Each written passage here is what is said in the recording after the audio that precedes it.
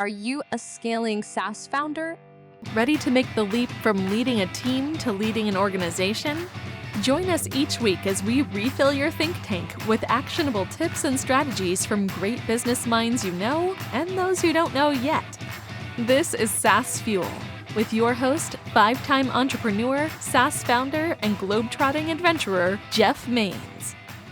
Welcome back to the SaaS Fuel podcast, where we help your ICP feel like they found a luxury hotel room at a discount rate when they experience the value of your pricing system. I'm your host, Jeff Maines. Help B2B SaaS founders like you grow from traction to scale. Here, growth is more than just numbers. It's about crafting a future-proof company, premium valuation, and leaders who build a business of significance while living epic, adventurous lives. Well, it is SaaS pricing week here on SaaS Fuel. 2 episodes back to back, all about price. One of the most important things that we could talk about is how much do we charge? What do we charge? Why? Did you know that SaaS companies using value-based pricing outperform their peers by 25%? But getting pricing right is more than just numbers. It's a strategic game of psychology, alignment, and customer success. Now, pricing is one of the most powerful levers you can pull in SaaS, but it's also one of the most misunderstood. And today, and really all this week, we'll explore the strategy behind SaaS pricing, how to structure it, present it, package it up, and align it with value. Get ready to rethink how you price your product and unlock new growth potential. Many SaaS founders default to simple pricing models from copy competitors or initially just defaulting to cost plus pricing, covering some expenses and then adding a margin. And while this approach is fairly straightforward, it leaves a lot of value on the table, especially if you start that way and then leave it and don't ever change it, or maybe change it a little bit here or there. Cost plus pricing fails to capture the true value that your product delivers to customers, and that limits revenue potential. Not great. At the same time, deciding how to structure pricing tiers, choose between freemium or free trials, or even implement usage-based models can be overwhelming. There's so many choices. What do we do? And without a clear pricing strategy, SaaS companies risk confusing customers, eroding trust, and the real downside is slowing growth. Let's walk through the different elements of a well thought out SaaS pricing strategy. The first, value-based pricing versus cost plus pricing. Value-based pricing focuses on how much value the customer gets from your product rather than how much it costs you to provide it. For example, if your software helps customers save $100,000 a year, you can justify a higher price point. If it's $1 million a year, a much higher price point, right? Than if it's like $100. And this mindset shifts the conversation from what does it cost to what is it worth? Second is the psychology of pricing tiers. I mean, I see so many tiers. There's 2, there's 3, there's 5. I saw a pricing page the other day. It had 7. I'm like, I don't even know what to pick. Tiers are more than just levels. They create psychological anchors. And used well, they can do some great things, and used poorly, like 7 or 10 or 50 choices, and it's analysis paralysis. But a good structure presents customers with clear choices. Where most will gravitate toward is the middle tier. And it's called the Goldilocks effect. You've probably heard of that. It's not too cheap. It's not too expensive. It's just right. Well, offering well-differentiated tiers helps reflect increasing value and pushes customers to see the premium as worth the extra cost. 7 tiers? I don't know. Do I still go to the middle one? I don't know. So third is freemium versus free trial, the eternal debate. And there are people that come down on both sides of this, and we can get pretty animated. Some great discussions about this. And we'll talk about some of that this week. But freemium, or do we do free trials? Well, freemium provides a forever free version with limited features. Builds goodwill, builds a user base, maybe a little lower client acquisition costs, but are they clients if it's all free and they never upgrade to anything else? Free trial offers a temporary taste of the full product. Both strategies can absolutely work. Both aim to demonstrate value up front, but which one works better, right? And the answer depends on your product.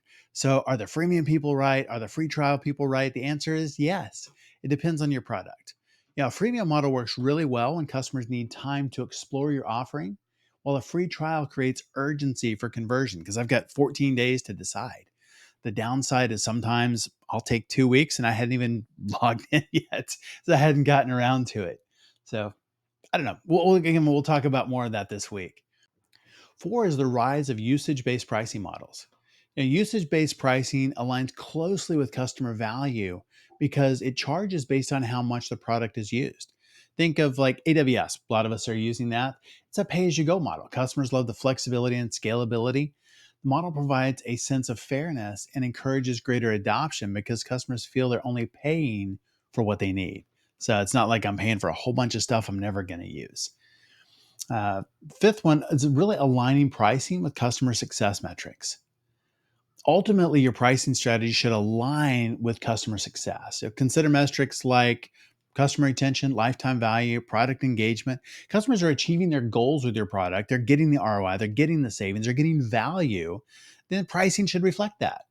For example, you could link pricing to specific outcomes, like maybe number of leads, time saved, and it just further emphasizes value. Give them a scorecard, show them how much time, show them how many leads generated, show them the dollar values.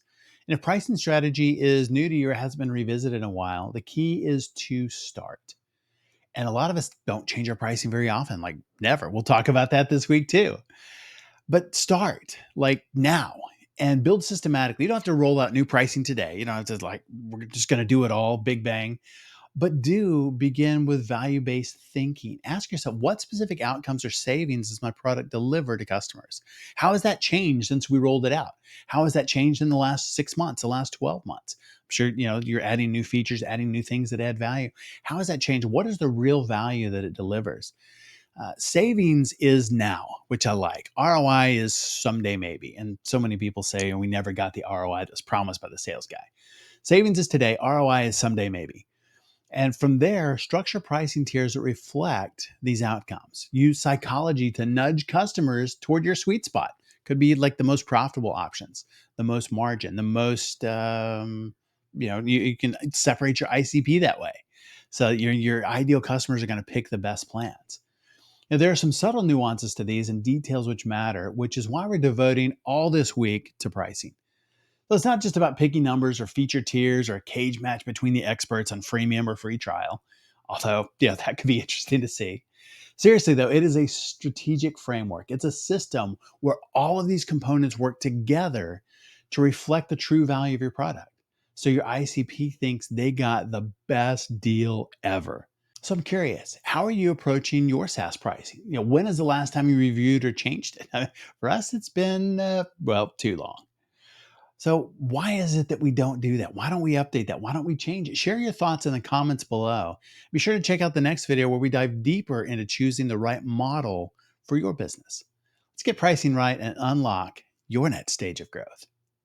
Our expert guest last week was Bradley Hamner, founder of Blueprint OS. We talked about systems, processes, operating systems, and transitioning from working in your business to delegating the in and working on your business. And our founder last Tuesday was Clay Sherman, founder and CEO of Cradio AI. It's an innovative AI-driven platform transforming the way businesses engage prospects. We talked about connecting with web visitors, outreach, and engagement that works today, not what worked 6 months or a year ago. We covered AI solutions and the challenges of building in an uncertain economy. If you missed either one of those episodes, go back and give them a listen. Kicking off SaaS Pricing Week today is Bill Wilson, founder and CEO of Pace Pricing. It's a consulting and coaching firm specializing in B2B SaaS pricing. As a 3-time founder himself, Bill has navigated the complexities of consulting, agency, and SaaS, celebrating successful exits, one of which was the acquisition of SalesRight by FastSpring. Bill's approach emphasizes data-driven confidence in pricing, helping companies stop guessing and achieve better results and build scalable models for sustained growth. Welcome, Bill Wilson. Hey, Bill, welcome to SaaS Fuel. Thanks, Jeff. I'm really excited to be here. Well, tell me a little bit about your journey from founding a mobile app development company to moving all the way through multiple companies and becoming a B2B SaaS pricing expert. Yeah, it's the last place I thought I'd end up, to be honest, in B2B SaaS pricing. But the journey started almost immediately when I started my mobile app company, because within a few months of building out the services and things, you're kind of selling bum in a seat, paying by the hour kind of work, right? Sure. And it's not exactly the most glamorous. Probably the worst way you can possibly charge for your services is by the hour, right? We all know that. But Sure. So as part of that, we were really running into challenges about how much to charge, really understanding what we were going to, charge for our customers, how long it was going to take, all those types of things, the typical things you run into in services companies. So we started down this journey of figuring out how to productize our services, which is a lot of services companies do. And I think it's probably one of the number one ways you can make, the leap from hourly revenue to, service-based revenue, productized revenue. And so as we were starting to do that, we were digging into a lot of mobile apps at the time around B2B SaaS. So we were selling to a lot of B2B SaaS companies, building their companion apps, things like that. And every time we presented our pricing to them, they would always ask, where'd you get this tool? And so what had happened is that during our journey of productizing the service, we had realized that we needed an easy way to present this data and present what we offered. And so I didn't like proposals, because my experience with proposals is this. People look at the front page. If you've had a decent call, they might look at a little bit about, the team or something, or a little bit about the deliverables, but they'll immediately jump to the price, and then they'll jump to your terms and conditions if they're really interested. So I wanted to skip all that. And so what we did was we took a page from the B2B SaaS playbook, and we used a good, better, best kind of pricing model. So we had 3 tiers of this product, of this service, productized service, and a couple of add-ons. So we displayed it on a web page, but the web page was on a per client basis. So we would build one of these things really quickly in the back end. We'd configure it with the pricing we talked about, a couple of the add-ons that we knew that they wanted, and then we would just send it to them. And they would get this little web page with their name on it and see their exact pricing, and they could push a button and they fill out a HubSpot form and get started. And so everybody we showed that to just said, where did you get this? This is really cool. My inside sales team could use this. And so now this is a this has happened over several years, of us figuring this stuff out. But we heard that enough, or I should say my head of sales heard that enough. And he was just poking at me constantly. He's like, man, let's build a company around this. Let's do this. And so we created a startup. We called it Sales Right. And our goal was to help B2B SaaS businesses close more deals.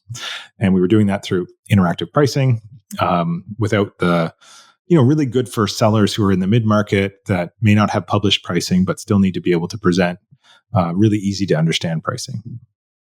And so that was sort of how I got into the whole pricing space, right? So I started looking at all the different models, and I was, as we were building out the product, I just couldn't get over all the complexity inside the pricing model, which really, I loved as being an engineer, like software developer. I absolutely loved the complexity. I thought it was great. But when I was talking to sales reps on the phone, like as I'm trying to sell into these organizations, the conversation would inevitably turn into them asking me about their pricing, right? They were like, oh, you see a lot of these pricing models. What do you think of this? And I quickly realized that there was some real big gaps in how the sales teams understood the pricing, how they communicated it with their customers, how the company actually, generated revenue, how the customers actually got value. All of these things were front and center and obvious that they were problematic. And the biggest one was that most salespeople that I talked to, at least, had a really hard time with anything other than the sort of straight line, pricing that they were used to, that they could sell. So if there was any additional services, if there were other things, they just weren't getting sold, right? Because the path of least resistance, however they were compensated, all these things started playing into it. So that's, I heard that a lot. And then I just found myself kind of like giving free consulting on these calls, because a lot of people I did talk to, hundreds of sales leaders, and the problems were, similar across these groups. And they started, digging in and wanting to know more. And I remember I ran my very first pricing study when I was running that company. We were young. Okay. And we had a client that really was like, we're not sure. They were using the product, and they said, hey, will you help us with our pricing? And I said, sure. And I sort of did some research and tried to figure out how to do things, and, very quickly ran a pricing study and got to some reasonable results. So that was my first taste of it, really, at that point. So in 2020, we were acquired by a company out of Santa Barbara. And at that point, I still owned my agency, Mindsy, and I just didn't really know what to do. So I had, we were acquired. It was during COVID. It was a very interesting time, as you remember. But Sure. E-com was really frothy, and this software e-commerce company needed our quoting tool, and that's what they bought. And then there was this. And I had the agency, and I decided that the person I had put in charge of the agency was amazing. And he was doing great. And he sort of looked at me and said, "You're not coming back, are you?" What a question. Yeah. So we came to an agreement, and he bought the company from me in 2021, and he's still running it. And as far as I know, they're doing well. But then I was sort of lost in the wilderness after that, as they say. I didn't know what to do. And so I spent a lot of time coaching other SaaS founders, trying to give back as much as I could about whatever I knew. And those conversations inevitably led to pricing. So over the last 4 years or so, I've coached well over 400 SaaS founders in pricing and just go to market and all things SaaS, but primarily pricing. And for the last 2 years, I've been building my pricing practice, which is called Pace Pricing, and we do B2B SaaS monetization for large companies, medium-sized companies, things like that. So that's sort of how I ended up from running a mobile app development and design agency to being a B2B SaaS pricing expert. And it's sort of the journey. Well, it's really a fantastic journey, and very astute to actually have your sales lead listen to that feedback of, we're trying to sell you this, and they're like, "Cool, tell me about that other thing over there." And it's like, you hear that a few times, and maybe this has got legs. Yeah. So I failed to mention, actually, my head of sales at the time was also my co-founder in that company. So we built it together. But yeah, it's exactly that, and that without that prodding, it would never have happened for sure. Yeah, that's amazing. I think that sometimes as founders, we want to build something, or we do build things, and then the market is like, yeah, that's good. And then as we're going along, and this happened in one of my companies as well, where it was really kind of the intake process, and they're like, yeah, this tool is great, but can we use that? Can we license that? And it's one of those things that I never really gave it that much thought. It was something that we built because we needed it and it solves a problem, but I never thought about that becoming something commercial. Well, and that's just it. I mean, if you think about what you just said, for example, we built it because it solved a problem, and it did, but I mean, like that's the crucible, right? Like that's how things are formed. Right. And often I find as a SaaS founder, we can almost get a little too clever for our own good. And yes. If you've built something to solve your problem, chances are other people have that problem. That's one thing I've learned over time too. And it's amazing to me how the biggest thing for me around all of that was, how do your customers get value? Like, how do they get value out of your product? And when you watch them, like, you have this vision and this mission, and it's going to work this way, and this is how they're going to get value. And then they use it in a completely different way. And you're just, right. And you're trying to push them into this. No, you got to use it like this. They're like, no, we're good. This is how we use it. And this happened at SalesRight. Like, we had built in all these things around, like, signing off on the deal and, all that kind of stuff where they could actually close it. It was kind of like CPQ, and they could, close out the deal with a quote and all that kind of stuff. Nobody ever really used that. What they used was the visual presentation that we had built on a per customer basis. And then sometimes they would send it to them so they could see the kind of activity that was going on the quote while they were using, which is the thing that we did. We would surface all the metrics about what they changed and what they were selecting and all that kind of stuff. So you could see when people are getting access. But that's really it. That was one of the main core value props. So they used that. But the other one, where we wanted to make it look nice, we just wanted to make it look nice, turns out to be the biggest value prop that they had, as opposed to getting the deal done. It was like, we need a way to present the pricing, not so much about, close the deal. And it was really interesting to see how people got different value out of it. So I don't know if you've ever had that kind of experience, but it's very humbling sometimes. It is. Yeah. And you think, I'm going to build this great thing, and I've got this big vision, and here's where, we're going to have the whole thing, end to end, kind of like what you're talking about there is, it's got the whole thing. It closes it, you can sign, everything is all built in, and they go, yeah, that's cool. This is awesome. You go, but wait, there's all this other stuff. I'm like, yeah, that's fine. Yeah. This is what we want. So, This is what we need. Yeah. that user testing is so important early on to really understand not just what they say they want, because they'll say, yeah, we need something to do all this, but it's really how are they really going to use it in the real world. Mhm. And the more we can test, we would have saved countless development hours in not building some things out that are just not really used that much. Oh, 100%. Yeah. I remember at the beginning of ours, we built out the full self-service flow. Yeah. Yeah. It got used a little bit for upgrading, which was really nice. Like people would add seats, they would add seats through it, but like initial setup and stuff, no, that was all done. Like we were doing that on the demo, we were doing the thing, like founder-led sales, like early on, like no, that wasn't that was engineering resources that could have been put somewhere else, for sure. Yeah. Well, with pricing, I think pricing models have changed, and we've seen several different iterations, whether sales-led or product-led growth, or now, whether it's seats or usage-based pricing. There's a number of different things out there. Where have you seen companies go wrong when it comes to setting price or establishing pricing or packaging? Yeah, I would say some of the things I've seen that they kind of worked at the time and then they stop working, right? And that's where I see people not pivoting away from what doesn't work. So, the seat-based stuff is great, and it was the way we sold software forever, right? Salesforce came along. Right. This is the model. This is what we're going to do. And, but what's happened over time, of course, is that in the middle of an economic downturn, what happens, right? Everybody tightens their budget.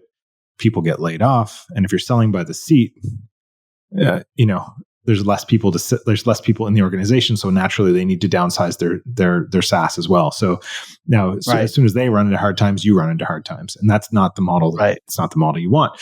So I would say some of the biggest things is not responding to those changes. That's what I see is people go, no, this is the way we've always done it. So we're going to keep doing it. And I think that's the biggest thing. Once people set their pricing and they take their positioning in the market about how they price, very hesitant to change it because that's the way we do it. And there's a lot of anxiety wrapped up inside. Oh, absolutely.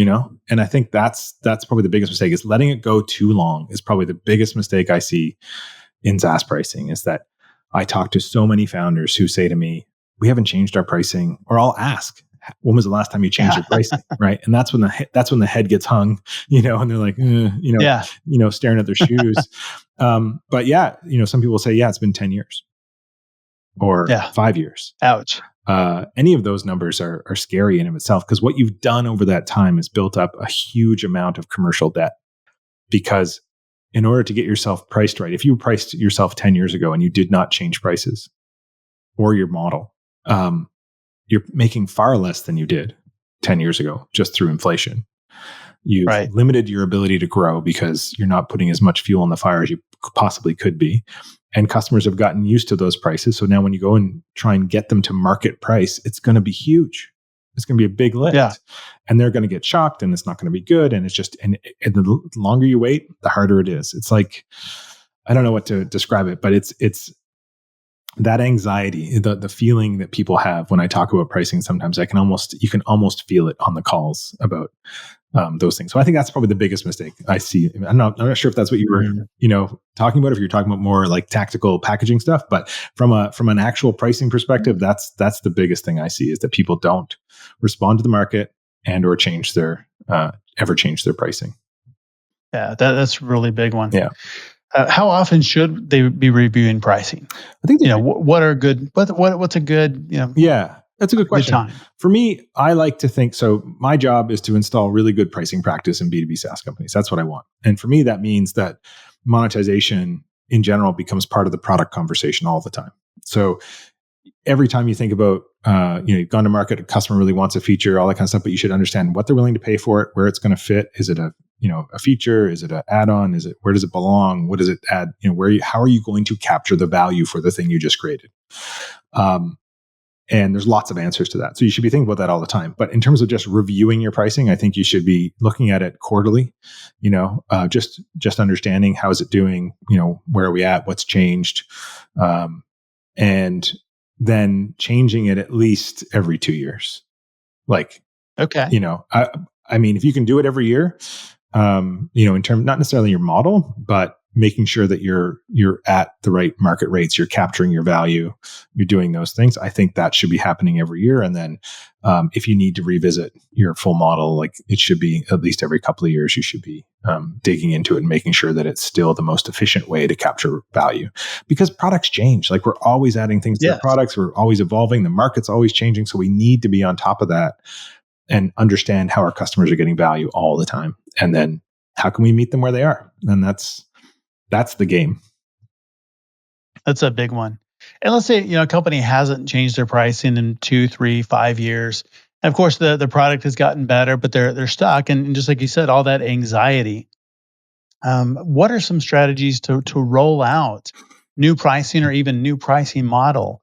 And then how do you transition existing customers to that new model? Yeah, that's probably one of the biggest, besides the fact of if you change the model, how is it going to work? All those kinds of things. Probably the biggest fear is like, how do I now get it into the hands of my existing customers? Right. So it's a big question. And in terms of things that they can do, the right ways to do this. So first of all, pricing is all about confidence. So the opposite of anxiety is confidence, right? At least in this case, like, if I'm feeling anxiety or fear, then, really the conqueror of that is confidence. And one way to build confidence is through data. So for me, it's always just about understanding how your customers are generating revenue, where they're getting value, and having a really clear picture on what the job to be done is that your customer is trying to achieve. And then, so that's one way. It's just understanding who your customers are from through the lens of your monetization. Like what percentage of people are on plan A versus plan B versus plan C? How many, what's our net dollar retention? How many people are expanding, contracting? Just really understanding it. What features are they using? So the easiest way to get started with that stuff in my mind is just to install something that tracks usage. If you don't have something, get Pendo, get something, Mixpanel, anything to start tracking how your customers are actually interacting with your product. But in terms of actually, say you've built a new model and you want to roll it out to customers. Yeah, really, really tough. So I look at it from an impact lens. Who's going to be impacted the most? I segment customers sort of along various lines. One, how long have they been a customer? How big is the impact going to be on them? Where are they going to land in our new pricing? In terms of maybe they have to switch packages or things like that. And usually what I recommend people do is build a few segments based on impact, and then take 10% of each of those segments and test your go-to-market theory with that 10%. That's really smart. Yeah. So say you have customers that are like maximum 15% lift in price increase, you can probably craft a very, very nice email that basically says, thank you very much for being a customer. Here's all the things we've done over the last X years to help you do X, Y, Z. In order to keep supporting our mission, to do all those things, we are changing our pricing. Your old pricing is this. Your new pricing is going to be this, effective this date. Give them lots of leeway. Be very, very transparent about it. Don't apologize. Like all of those kinds of things. I've got a whole list of things you need to do in a price increase email. But yeah, you can send that out. And that will be a good test. I would send that out to 10%. And then maybe your highest touch customers, I'll just touch on those two segments, the ones that are spending the most amount of money with you that also might be the most impacted. Have conversations with them. Like treat it like a sales call, have a conversation. Once you start that muscle, say doing 10% of each, then, and you start to understand the common questions that come up, things like that, you can start to build out what your support team should be talking about, what your customer success team should be talking about, and how things might get responded to. The biggest fear that teams have is that their customers will churn. Right. And I will tell you that some customers will churn. Sure. For sure. But it is nowhere near the amount you think it's going to be. Every time I've done this, it's always been met with a lot of anxiety about people churning, our competitors eating our lunch, we can't acquire new customers, all of those things. And most of the time that turns out to be wholly untrue. You might get a small bump in some churn, and oftentimes with zombie customers, customers that, it's probably not a nice term, but customers who have been continually paying for the software, not using it. So your message is kind of like a wake up call and basically, oh yeah, we don't really use that anymore. Yeah, I forgot I had that Yeah, subscription. we should churn out. But you want that. That's the kind of churn you Right. want. I don't want either re-engage them and try and get them using the platform. But if they're that far gone, like that should have been done already. Yeah. And so let them go, because they're just hurting your averages and your net dollar retention and all that kind of stuff, because they're just sitting there just paying you money and not using the product. It's not great, right? Yeah. It's kind of like when Twitter was sold and all the bots, right? It's not very valuable, having all those users in there. So it's the same kind of thing. So I would do that. The other thing I should have mentioned at the very beginning is, like, once you get your new pricing, the very first thing you need to do is roll it out to new customers. Ultimate market validation is, can I sell it to new customers? And that should help you build the confidence. And once you have that confidence that you can sell it to new customers, then you can start your process of moving customers over. And depending on the size of your customer base, it can take about a year, really, to effectively move everyone. 9 months, maybe. Sure. I'm working with a client right now. I think they're at like 98.2% of migration to a whole new pricing model with new value metrics, the whole works, some pretty big impacts. And we watch churn every single month, and year on year, it's the same. Like there was no real big difference in their churn. There's a small uptick in July, very minor, when they did some bigger account moves. But other than that, very, very low. And that was a group that was really concerned. In fact, their head of customer success was like adamant, no way, this is not happening. Yeah. And so for them, it ended up being about a 28% revenue lift over the course of that year. That's huge. Yeah, it was massive. And it's changed their entire model. Yeah. At that time, they were hitting their growth ceiling, basically the number of customers coming in, the revenue they're making, and the customers going out were kind of equalizing. And now they're, they've moved that up and they've moved it out. So their growth ceiling is now a lot further away and their revenue is higher. So that's ultimately what you want to get to. Oh, absolutely. And it is, anytime that you have change like that, it's scary, especially when, it's a pricing change and you haven't done it, and probably because of that anxiety and fear. And then to take that step. But I think, two really key things that most people don't do is really segmenting that list. Don't treat everybody the same. Mm-hmm. There's some, an email is fine, and there's some, it really does need to be a conversation. Absolutely. And the second one is test. So not only are you testing with the new ones, but also with the existing, take a small sample size. Mm-hmm. If things go really sideways in that sample size, now you can fix it. Now you can adjust. Yeah. Now you've got some ways to adjust. Yeah. Absolutely. Yeah. So it's not an all or nothing proposition, which I think is one of the things that makes it so overwhelming in thinking about making that change. Yeah, absolutely. And the whole go-to-market mechanism, so many things get touched by pricing. I often say pricing sits at the intersection of the entire company, because product has a voice in it. Marketing has a voice. Sales has a voice, C-suite has a voice, finance has a voice, sales has a voice. Everybody has a voice there. And once you start going to market, like, you can do all the strategy work all day long with a smaller team, but as soon as you start to go to market, everybody wants to get involved. Ready to future-proof your business and scale to new heights? Dive into the ultimate resource designed for SaaS founders and C-suite executives. Champion Leadership Group gives you an unfair advantage in scaling up revenue and outwitting competitors. Imagine solving your biggest scaling headaches and hitting 5, 10, 20 million ARR and beyond with ease. We take away the guesswork and the grunt work and replace it with framework by supporting you with our on-demand fractional C-suite team, a powerful operating system built into software, and a thriving community of fellow scaling SaaS founders. That's how we make it happen. Stuck at your current revenue level? This is your ticket out. Feel like your company is the world's best kept secret? We amplify your success. And hey, if you're already crushing it but too busy to breathe, we got your back. We'll free up 20% of your time in the first month. Now is the time to upgrade from traction to scale. If you're ready to work smarter and not just grind harder, schedule a 10-minute growth brainstorm. It's free, nothing for sale on the call, and we will pinpoint the number one thing blocking revenue. For more, visit championleadership.com. That's where leaders evolve and companies transform. And so you've got to make sure that you've got all those processes in place. And I would say one other thing that they could do is, as they're doing those, is test fallbacks. If you do get pushback in one of those segments, have a fallback, have an incentive to help ease the blow of the move, right? And that can take the form of many things, but that's ultimately the right approach. People do think it's like a take it or nothing kind of approach. And for some customers, it will be, right? If you're getting a 5% price increase, I'm sorry, just accept it. Right. Either do it or don't. Do it or don't, right? If you're going to leave over 5%, there's other issues here. And Patrick Campbell used to say in his price increase emails at the bottom, he always used to put a line basically saying, if this is material to your business, phone me. Here's my number. Because it's so good. It flips the frame, right? And now all of a sudden you're thinking, well, yeah, like, okay, sure, it's gone up 20%, but for the size of our account, that's $70.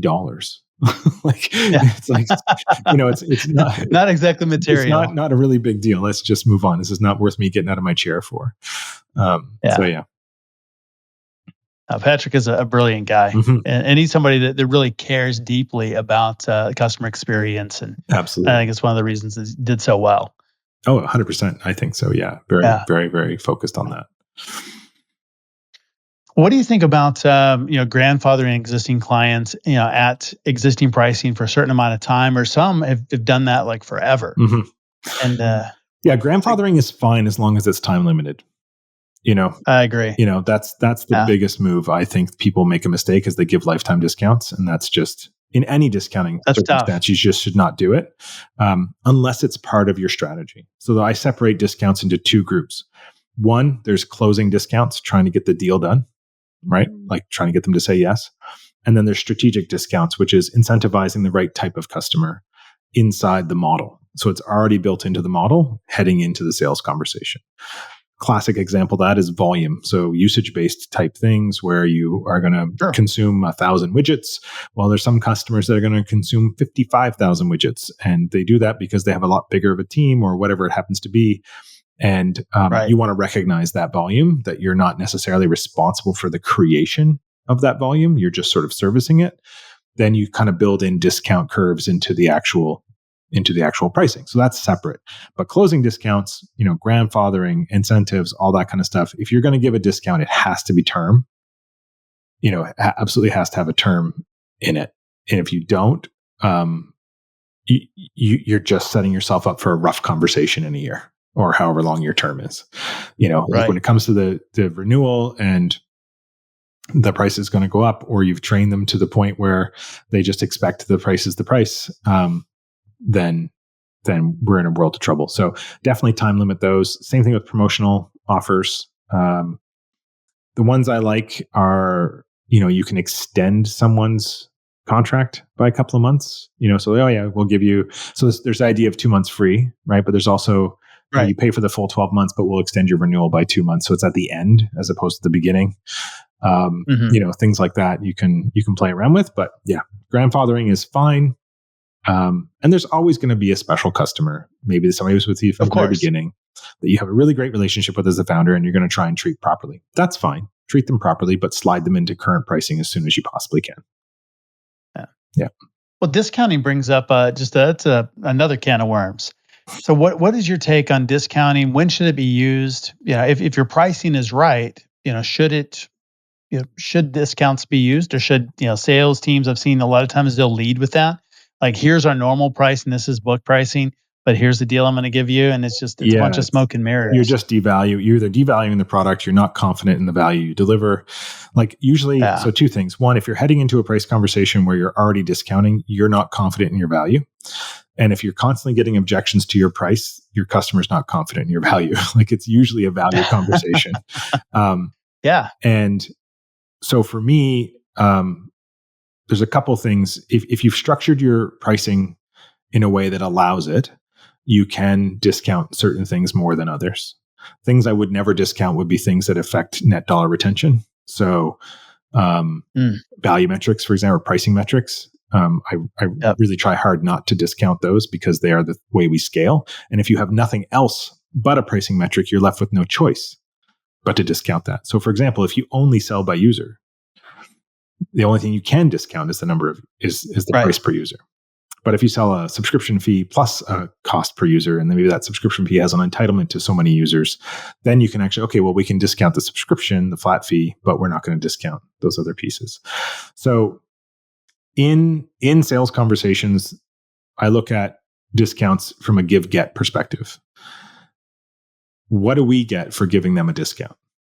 And the typical one in SaaS is it's basically published on most pricing pages, is the annual monthly switch. So for committing to an annual term, basically money today as opposed to money every month, we'll give you 2 months free. Or I think it's like 17% discount. And that's the exchange, right? You commit for a year, I'll give you a break. So there always has to be give and a get. Discounting for the sake of discounting, I don't get it. I don't really get it. I've had customers ask me even, like, can we have a discount? And I'm like, and I usually ask why. Like, that's a great question. I usually ask, like, why, like, what is it that's driving you to ask for a discount? Well, it's a lot of money. I'm like, okay, but is it worth it? Like, because I want to get down to the value problem. Because if I have a value problem, I want to know, right? As a pricing guy, I want to know if there's a value problem. And oftentimes it's not. People just want to feel like they won something. Right. So you can build things into your model to help with those, right? Implementation fees are a common one, right? You can waive them, you can cut them in half. Sure. The way I look at it, the amount you can discount annually is somewhat based on your customer acquisition cost. So if you have a very high customer acquisition cost or you have very high churn and you want to get someone locked in for a year, then you can probably afford to give more away than you think. So if you ever see someone out there in SaaS who has, say, like a 4 months free or something along those lines, it's probably because it's cost them a lot to acquire a customer, or they have pretty high churn in that segment, and they know once they get you in for a year, maybe you'll move laterally, from right to left in the packaging structure, which is traditionally how people have expanded in SaaS, which I think is also going by the wayside. But I don't know if that answers your question, but that's how I think of those. Yeah. Yes. And one thing you talked about a couple of times is value metric. Mm-hmm. And how do you match that value metric with the price and how you price? Mm-hmm. Yeah, that's a good question. There's a couple of things that drive it. First is, like, how do you pick a value metric? Right? What is it, and why would I use that one? And then how do your customers value it? I guess is sort of the other one. What's their willingness to pay and all that kind of stuff. So in terms of picking a value metric, I think there's 2 dimensions that I always look at it. One is sort of us as the SaaS company, operational ease, I call it. So it's like, how easy is it for us to deal with this metric? Can I track it? Can I bill for it? Does it scale with my business? Right. So for example, you were, you're selling to B2B SaaS and you decide to charge per location. Probably not really going to scale with their business, right? Right. Now, if you were selling to car washes, maybe per rooftop per employee kind of thing could work. So that's one way to think about it, is like, does it scale with business? So that's probably the biggest one. Whether we can track it and whether we can bill for it. Sometimes those are easily answered. If those can't be done, I generally will stay away from them altogether, because it's just way too much implementation effort to dig into. But then more importantly, on the other axis, so the vertical axis, the way I look at it is customer clarity. So how tightly tied to value is this value metric? And, like, do I value this thing that you're talking about? Is it something that's fair and familiar to me? Like, am I already using this? Does it feel fair? And can I predict it? Those are the ways I look at those, right? So, like, those are the dimensions I look at. And so if you can find something that's really, really tightly tied to value, but is not predictable, it's probably not going to be the best value metric. People will get really anxious on sales calls when you say, for example, someone who's charging a percentage of transaction fees. Like, think of a Stripe, right? Sure. How much am I going to pay? Don't know. Yeah. I don't know. 2.95% of whatever you put through the system, Right. And the reason it works is because you're getting money in and it's taking it right away, and it's just coming off what you get. And sometimes people just chalk it up as a cost of doing business, but essentially it's a tax. So those unpredictable ones are a little hard. Now, transaction fees is a really interesting one, because it is very, very dense in terms of its scalability for the business, for the SaaS business. It just might just start to feel a little unfair over time, which is why Stripe, if you do enough volume, will actually start to decrease their rates. And then as far as how you price it goes, this is the delicate balance. So I think the most important thing is finding the right value metric. And if you can find the right value metric that scores really highly for you and really highly for your customer, in that it's fair, it's familiar, it's tied to value, and they can predict it, or at least somewhat, that is, I would say, 80% of it.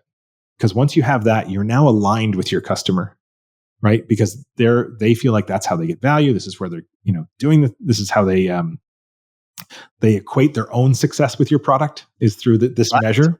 And if that's the case, then you can line up your customer success metrics directly with theirs. And now your only job is to make your customers successful in their business. Because if you do that, everything should go up. And so that's why I say finding a value metric, the right value metric, or at least the optimal value metric, is the most important thing. After that, figuring out how to price it, that's going to require a bit of, you can do surveys, you can do, other things. You can look at historical data. You can look at maybe how they, what the market charges for similar types of things. You can look at all those types of things, but ultimately you need to understand your own customer's willingness to pay.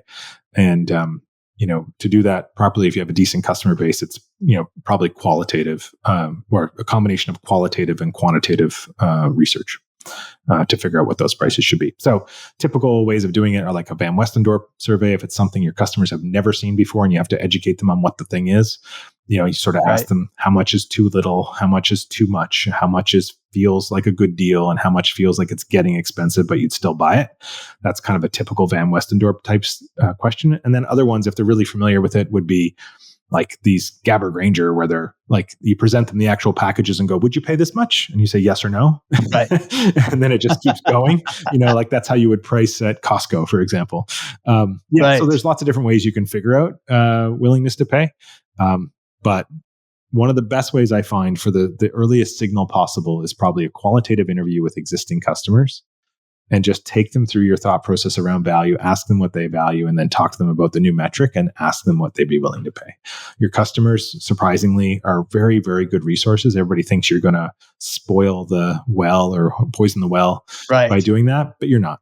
Your customers want you to win, right? They do want you to win. Well, especially if they win when you win. Absolutely. And that's the whole point of the value metric. Yeah. Nobody wants a price change. Yeah. Let's just be clear. No one wants a price change, right? But they will accept price changes. And if they feel it's fair and predictable and all those types of things, they would go, yeah, I could get behind that. That makes sense. And then the next question always is, am I going to pay more? But yeah. Well, an interesting thing that I see in SaaS pricing is there are a lot of startups that will start with product-led growth. Mm-hmm. And then as they get a little bit bigger, then they want to add sales teams and maybe do mid-market and enterprise sales. Mm-hmm. On the other side, you have companies that are maybe a little bit bigger, a little more advanced, and they started sales-led. And maybe they're mid-market and enterprise, and now they're trying to figure out how to create a product-led growth motion. Yeah. What does that dynamic look like? How should a company choose one or the other? Or if they're in either one of those buckets, then decide to move into one of the other ones? I think it's interesting. I think going from product-led growth and adding like a incremental addition of sales-led, work is a lot easier than, say, going from sales-led to product-led.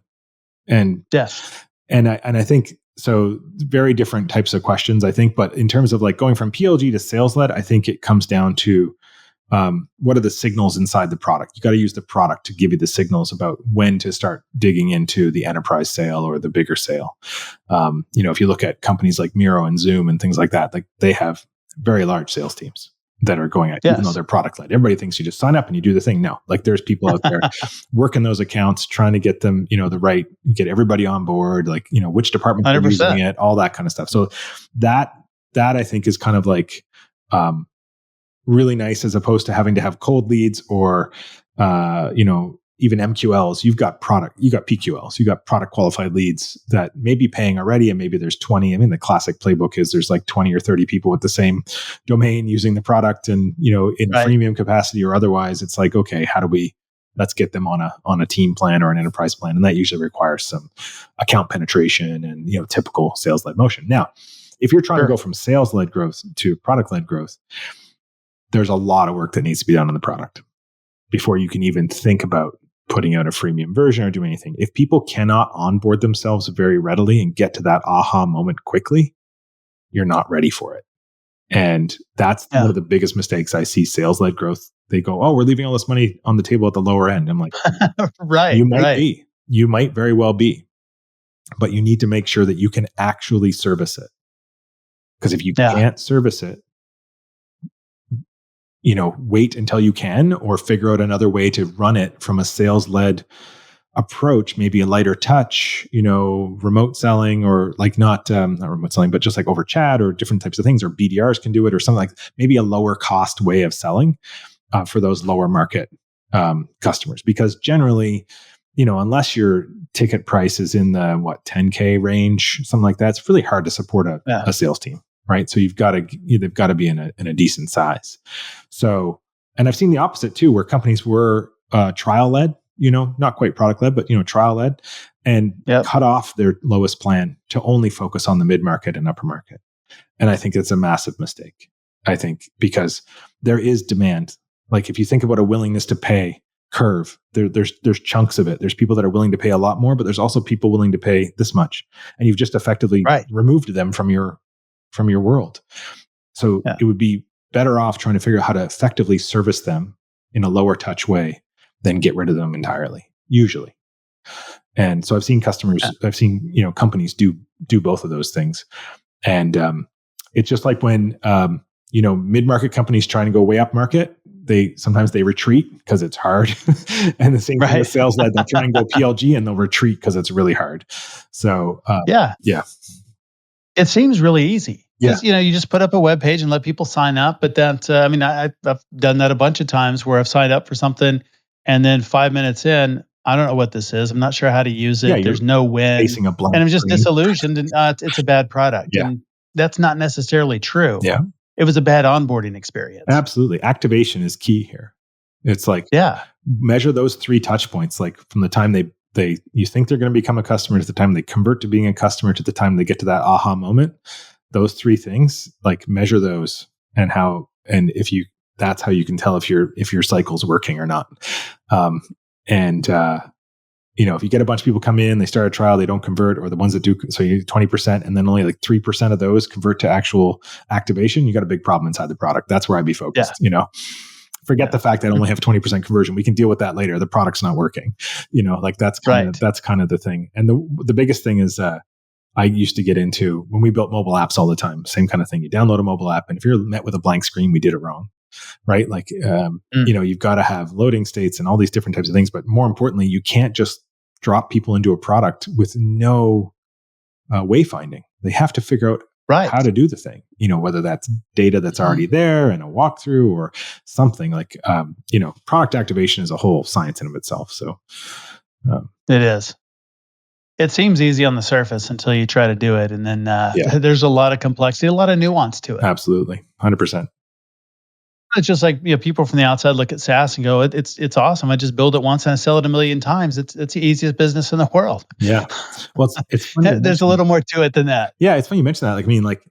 That's the thing. People, what you described there is like economies of scale, right? And we're all familiar with it. It's like, if I can build nails, if I can manufacture nails cheaper than the next guy because I'm doing such a huge volume of them, then I can sell them for less, right? So I've got an economies of scale on my side. The interesting thing about SaaS is that it's a level playing field. Everybody has economies of scale. Everyone. Yeah. So all it takes is a really well-funded startup to come with a great innovative way of doing the same thing you're doing, and just, they can eat your lunch. There's no protection. The economies of scale is no longer a moat, right? Right. And so you have to look at other drivers to do it. So you need to get really efficient at delivering the value. You need to push down your customer acquisition cost. You need to, focus on delivery and, all these types of things. So if you can move all those other pieces, then you're in much better situation than just focusing on economies of scale. And I think that's the thing that people miss. Like you mentioned it, like people think it's easy because it's like, oh yeah, I build it once and I do it. No, it's that's just that's the field we're all playing on. That's table stakes. Right. That's not where the nuance is. It's in all the other pieces. Yeah. Well, looking ahead, I think we've seen a lot of changes in pricing and pricing models over the last 5 to 10 years. What do you foresee in the future Mm. for SaaS pricing? And how do companies start thinking about that now to stay competitive in an increasingly complex market? It's really interesting. I think AI is a big piece of this. So there's two things I see, and almost every model we design these days, with the exception of a few, is almost always hybrid. And this is something I believe for a very long time, is that people would bang the usage drum, for a long time, and usage is the way. And I'm like, yeah, absolutely, but it's not pure usage, right? Pure usage has its place. Any developer level tool or any kind of consumption of like technical resources like AWS and all those kinds of things could probably go pure value based. But typical SaaS, I don't think, especially SaaS that's seat based, really should have a value metric other than seats, something else that your customers can grow with. Because what's become very, very clear over time, especially as SaaS matures, is that customers oftentimes, when they enter your packaging structure, they'll stay where they are. Right? They'll come in with a plan. They'll kind of just stay there. It's a Herculean effort sometimes to get them to move left to right. It seems like a big buying decision for them. So that's inter-package expansion. But we're really where the gold is the intra-package expansion. How do I get an existing customer inside their package to spend more money? Usage, right? That's generally the way. So when you can find some kind of consumable or some other piece that makes sense, the more you use, the more you pay. And some people go, oh, well, that doesn't seem right. Well, really, it's right sizing everything. The less you use, the less you pay. Right. That's the flip side of that. And so I think allowing people to, again, meeting them where they are, meeting everybody inside the willingness to pay curve is what you want. So I think that's a big thing that, and we're seeing it. Like, I think I saw some stats on a talk at a SaaSter just this morning. I think I was watching it, and it was talking about that.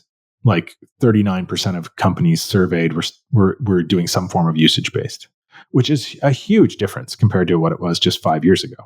So I think usage is here to stay, but I think hybrid is really the model. And I think for anyone that's been paying attention, I think it's kind of obvious. Like, when you think about it, you're like, oh yeah, of course, that makes sense. So I think there's that. Then I think on the other side of things around AI, and what does that mean for SaaS in general? And my lead strategist and I had a big conversation about this morning, in fact. And the amount that AI is going to be table stakes very soon in SaaS is very, very high. Like it's happening. Yes. It's happening. And there's a few different ways you can approach it. Like, it can be pervasive through your whole product. It can be an add-on. It can be all these things. So I think AI and what it really means is really starting to have an impact. And I think Salesforce has sort of they fired the first shot kind of in their latest pricing, which is all sort of usage or consumption based, or should I say outcome based. And Intercom, as far as I know, is probably the only other one that's doing it right now. And hats off to them, because 99 cents, I think, per support ticket resolved by the AI agent, like, that's pure outcome, and you can 100% measure it. And so I think more outcome-based pricing, people are going to have to get used to a little less predictability. I think that's what's going to happen. And the human condition is really interesting this way. It's like we adjust to our new normal pretty quickly. We do it individually pretty quickly. As a group, it might be a little slower, but think about apps in the App Store. When I first started building apps in the App Store, it was unheard of to have subscriptions. Okay. Not only did the OS not support it, but like nobody's subscribing to a mobile app. Right. I would say the majority of mobile apps these days are subscription if they're charging money. Right? Yeah. Almost all of them. That didn't take very long for us to flip that, from not paying to paying subscriptions. And I was there for the whole thing, like 2013, 14, 15, like that was sort of the subscription stuff was coming on, but still it was really rare. But now it's just everybody does subscription. Every B2C app is kind of a subscription. I pay so many subscriptions for apps on my phone. So, but it's become normalized. And I think that will happen with this kind of stuff too, is that of course I'm going to pay for outcomes, right? Of course I'm going to pay for these things. You're going to spend a lot more time monitoring what the AI did to make sure it's correct than you are actually executing the work yourself. And I think that's going to be the big sea change. And once that happens, then it seat-based becomes kind of what's the point? Like there's just so many different things. You've got to get into the outcome driven pricing, I think, is what's coming, especially in the AI stuff. So hybrid for now, I think you'll be in really, really good shape if you can build out a really good hybrid model to get good net dollar retention. 120, 130% is what you want to target.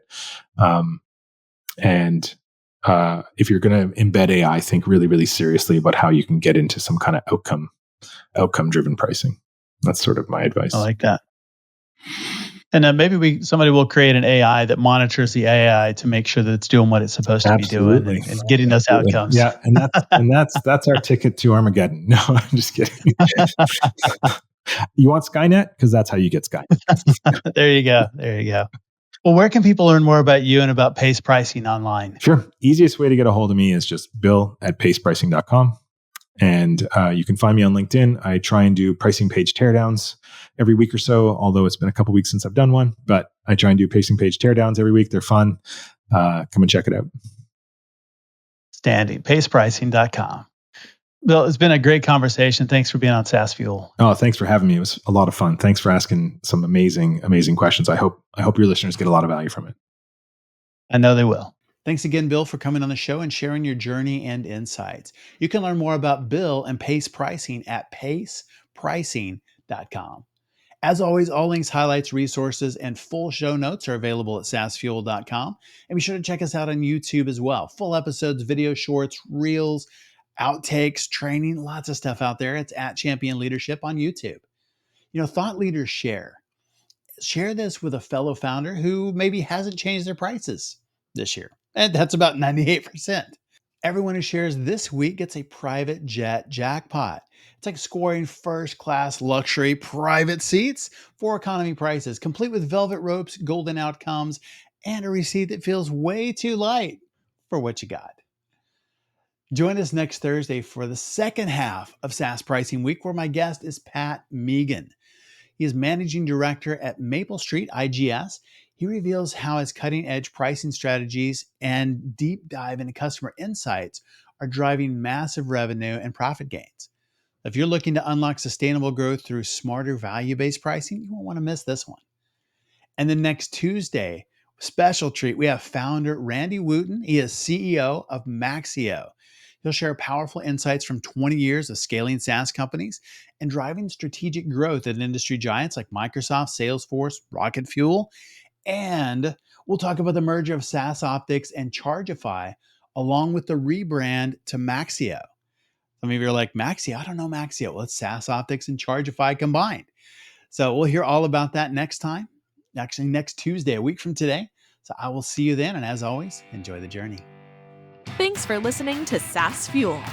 Full show notes for each episode, which includes a summary, key takeaways, quotes, and any resources mentioned, are available at saasfuel.com. Be sure to follow and subscribe wherever you listen to podcasts. And if you're enjoying the content and getting value from these episodes, please leave us a rating and review at ratethispodcast.com/SaaSfuel. We'll be sure to read these out on future episodes.